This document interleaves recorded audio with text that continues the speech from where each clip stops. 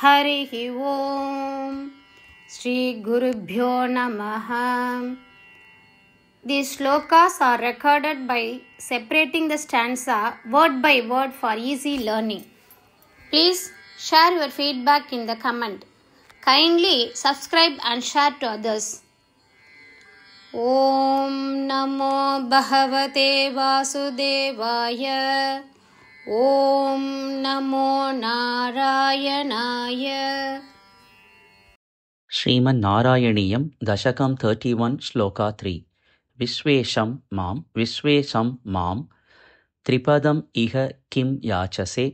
त्रिपदमिह किं याचसे बालिशः बालिशस्त्वं विश्वेशं मां त्रिपदमिह किं याचसे बालिशस्त्वं विश्वेशं मां त्रिपदमिह किं याचसे बालिशस्त्वं सर्वां भूमिं वृणु किम् अमुना इति आलपत्त्वाम् किममुनेत्यालपक्तां स दृप्यन् सर्वां भूमिं वृणु किममुनेत्यालप्यपक्तां स दृप्यन् सर्वां भूमिं वृणु किममुनेत्यालपक्तां स दृप्यन् विश्वेशं मां त्रिपदमिह किं याचसे बालिशस्त्वं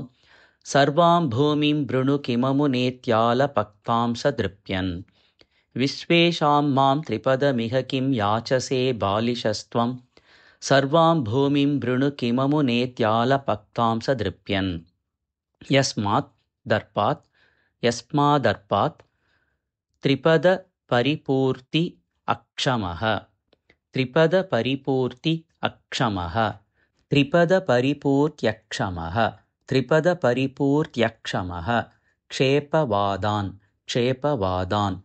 यस्मादर्पात् त्रिपदपरिपूर्त्यक्षमः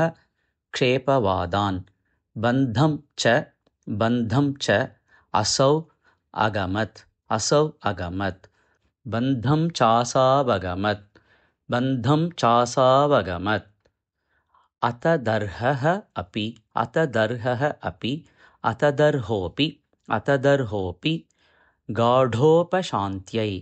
गाढोपशान्त्यै बन्धं चासावगमत् अतदर्होऽपि गाढोपशान्त्यै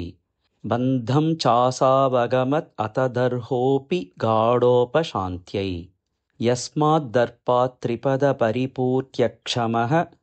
क्षेपवादान् बन्धं चासावगमत् अतदर्होऽपि गाढोपशान्त्यै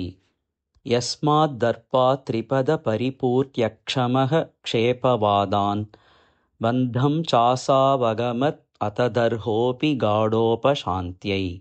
विश्वेशं मां त्रिपदमिह किं याचसे बालिशस्त्वं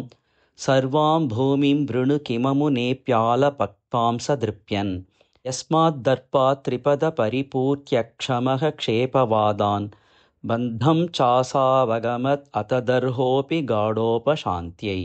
विश्वेशं मां त्रिपदमिह किं याचसे बालिशस्त्वं सर्वां भूमिं वृणु किममुनेत्यालपक्तां स दृप्यन्